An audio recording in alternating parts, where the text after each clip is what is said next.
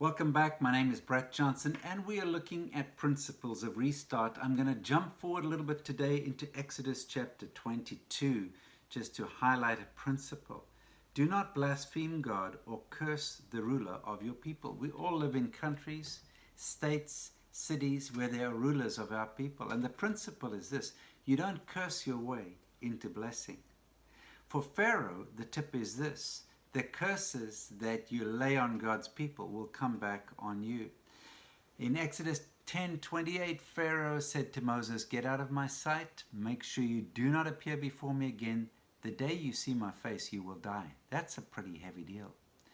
Now, I understand there's news, there's fake news. People claim that their news is good news. Other people's news is fake news. There's a lot of stuff going on.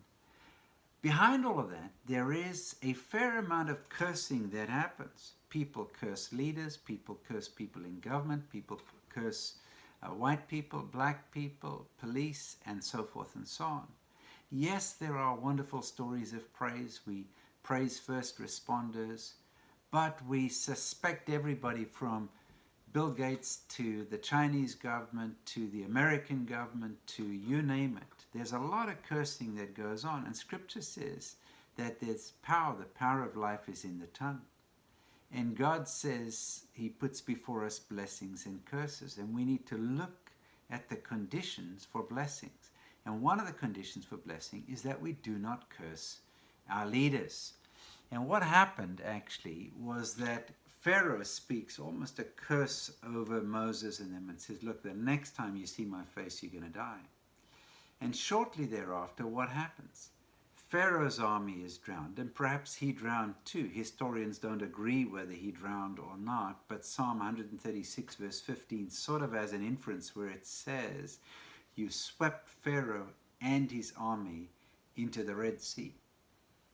The fact is, Pharaoh cursed Moses and Aaron, and the curse that he placed on them came to rest upon himself.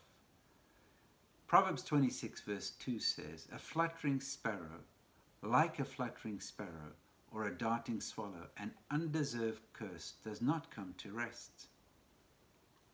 You know, in a time when a lot of people are saying a lot of things, throwing disparaging remarks around all over the place, we as people need to rise up and be a people who bless and do not curse. We think it's woke, we think it's smart, we think it's cool to slander our leaders, government leaders, political leaders, other leaders. It's not. It's cursing, and we need to be people who speak blessings. You do not curse your way into a blessing. We need to be people who carry a blessing, who speak a blessing. It's not hard to do, but it takes a discipline to break the habit of being people who speak with a forked tongue. Out of one side of our mouth comes a curse, and out of the other side comes a blessing. Jesus said you can't get, bad fruit and good fruit off the same tree. I remember once when we lived in South Africa, we had an orange tree.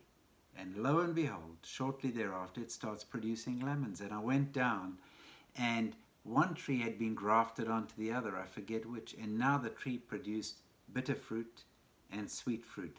That's a rare thing. It's a rare thing. Let's not try that for ourselves. Let's be people who speak blessing so that we live out a blessing. I'll see you tomorrow.